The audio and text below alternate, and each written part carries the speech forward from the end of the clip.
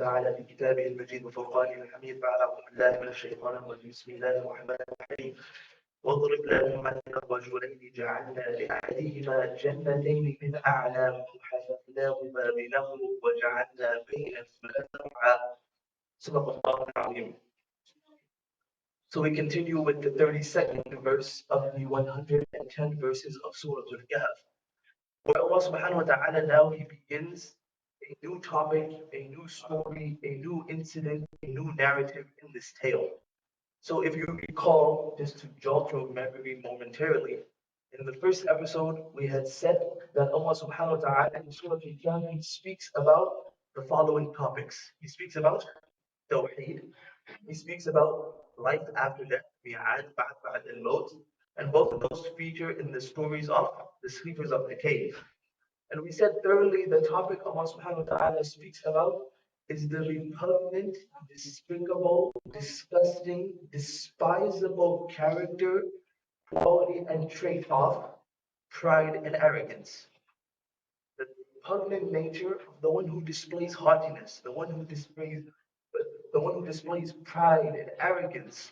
So Allah subhanahu wa ta'ala in this 32nd verse, He paints the picture and He gives the story and he sets the tone.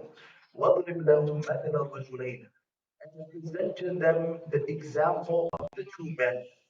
And you will find in the Tafasir that they go into discussion in what time area, in what period, amongst which prophet, which people. Some say it's Bani Israel, some say it was before.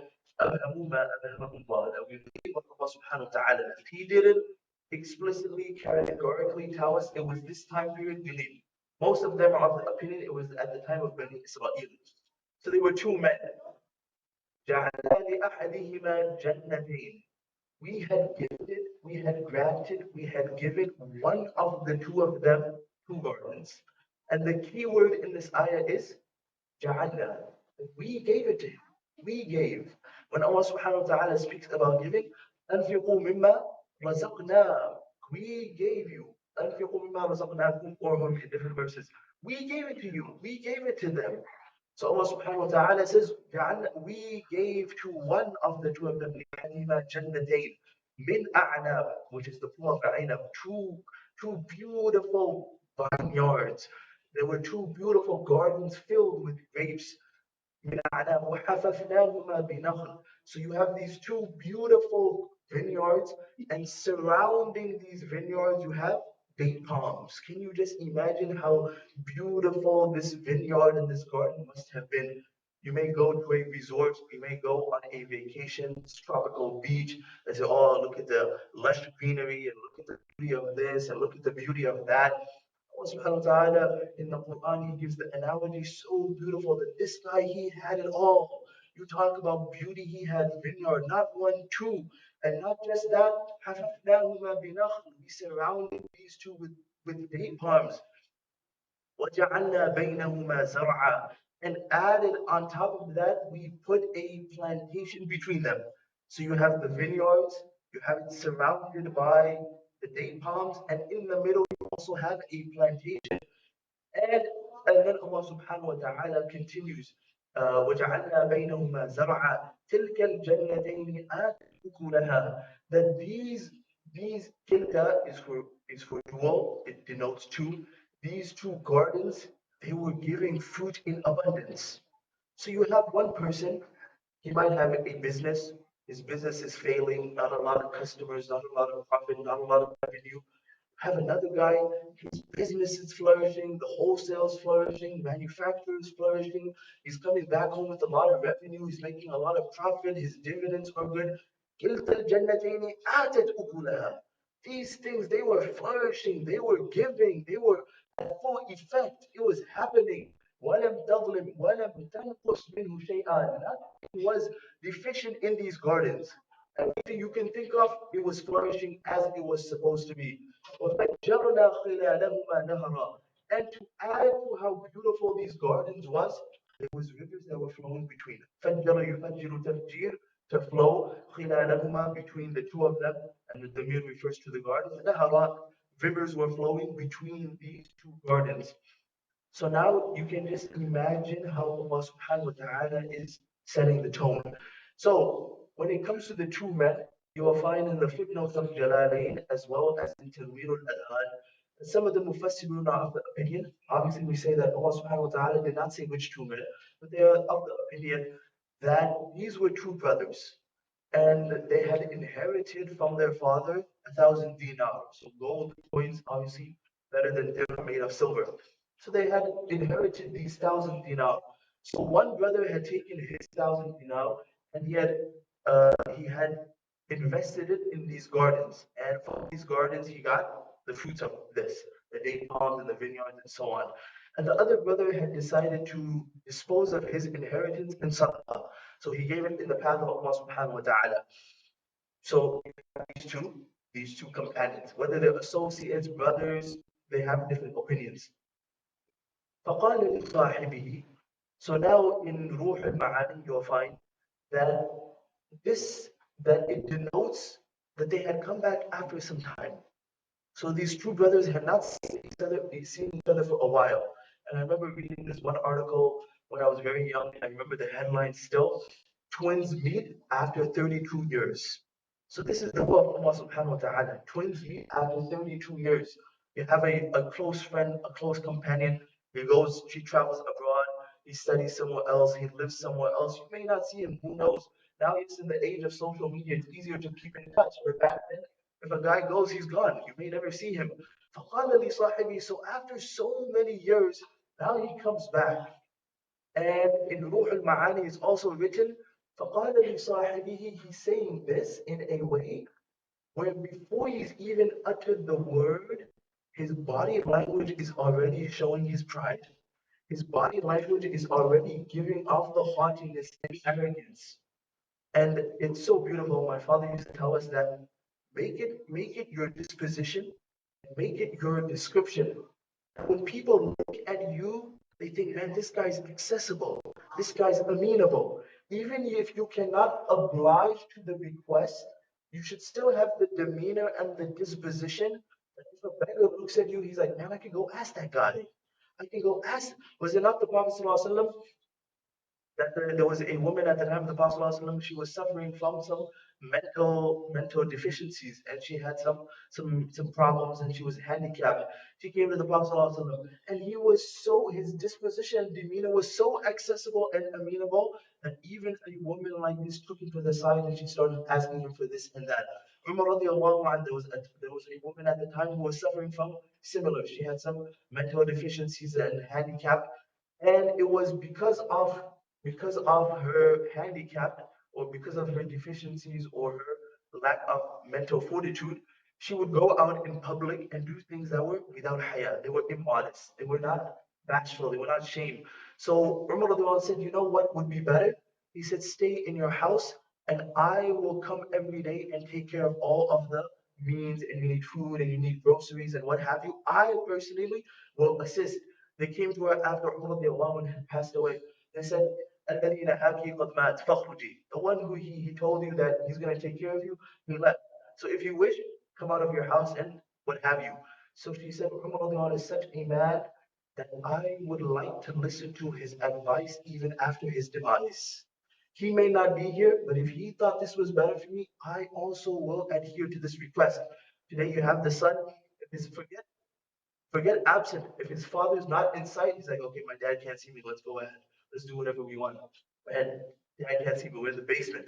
He says, no. So have such an accessible disposition and demeanor that the people, those beggars, they look at you, they say, yeah, we can ask this guy. We can talk to this guy. We can approach this person. And secondly, it should not be in your body language. It is a sign of great ignorance and arrogance from your body language that you, when say you have a person, he worked for you, the guy who mows the lawn, maybe he shoveled the driveway, whatever you have you. And at the end of the day, he worked hard mowing the lawn all day. Now it's time to give you his wages. You just go ahead. Here. Oh, you're running out the car. Oh, yeah, yeah, your wages are over there. No, give it to him in a respectable way, in a proper way, in a manner where he goes home happy and you go home happy. Today it's so sad. I haven't seen them here, but in Nevada, in Florida, they're pretty abundant. There's people standing at the corner side, at the corner of the street, and they make you, fresh juice at the corner, or they sell you some fruit. And there's people, this guy standing there in the hot sun. In Nevada, it's 120 degrees in the middle of the midsummer's heat. And he's standing there cutting the fruit, trying to sell, make an honest living. And a person comes and he starts negotiating, haggling the price. Oh no, I'm not giving you $10, I'll give you five. And give him the extra $5. He's got a family to feed. He's got to make him happy. Give it to him in a respect. What is $5 going to cost you? Just give him another $5. Let him go happy. Allah subhanahu wa ta'ala in this ayah, he said, فَقَالَ لِصَاحِبِهِ, and now he was saying it with haughtiness, he was saying it with pride, he was arrogant when he was saying it. وَهُوَ يُحَاوِرُهُ, and in Jalalain, وَهُوَ يُفَاخِرُهُ. Now while they were discussing, while they were boasting, so you had that 1,000 coins, what did you do? Oh, you know what? I took that 1,000 coins and I gave it in sadaqah. Oh, good for you. You want to know what I did? Oh, and this happens all the time. You meet someone after a long time. Oh, what are you up to nowadays? And you tell them, oh, I work here and I work there. Oh, cool. You want to know what I'm doing? I'm doing this. I got a job at this, and I did this, and look. Oh, nice. Got an Accord. I got a BMW, man. And Labarumi, he says so beautifully. He said, you want to know what the worst music is? You want to know what the worst music is? He said the worst music is the sound of the dishes rattling to the person who's hungry. The worst music is the sound of the bracelets jiggling, the person who's got no clothes. And I'm adding the worst music is that person who's revving his M3 to the person who can't afford a car. And now you're just boasting, man. You're just rubbing it in his face. La yu'min, la yu'min, la yu'min.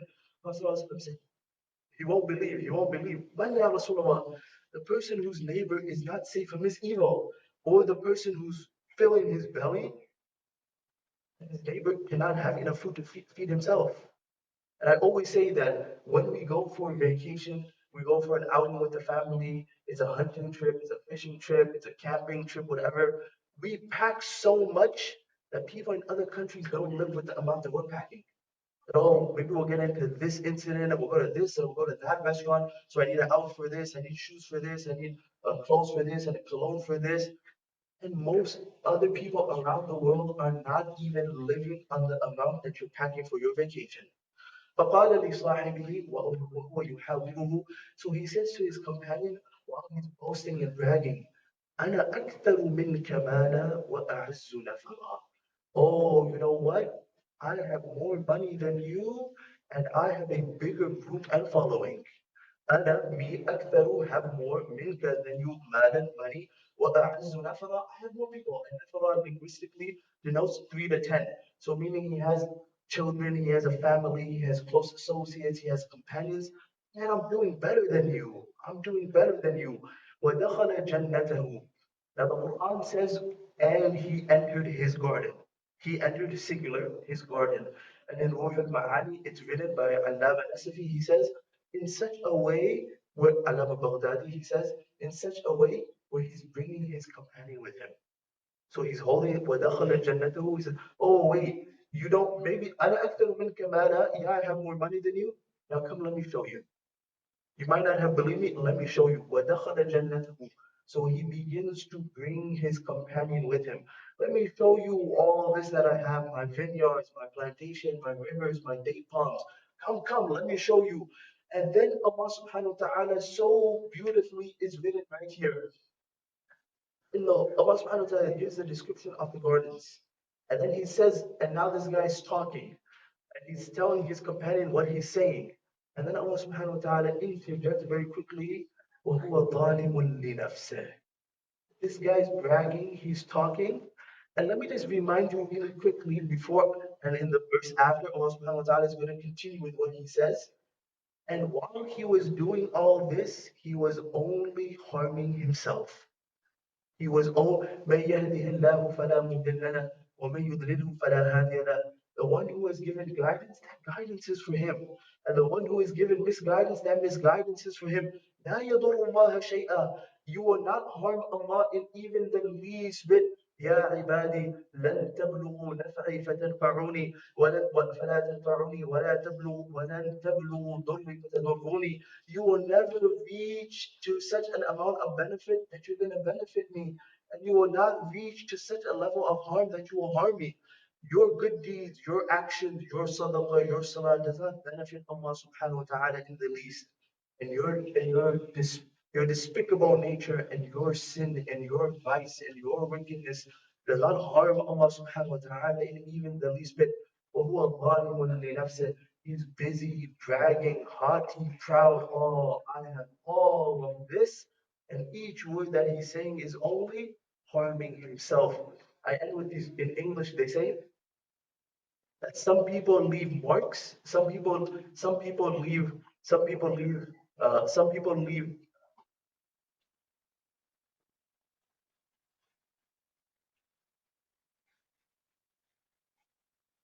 What is it?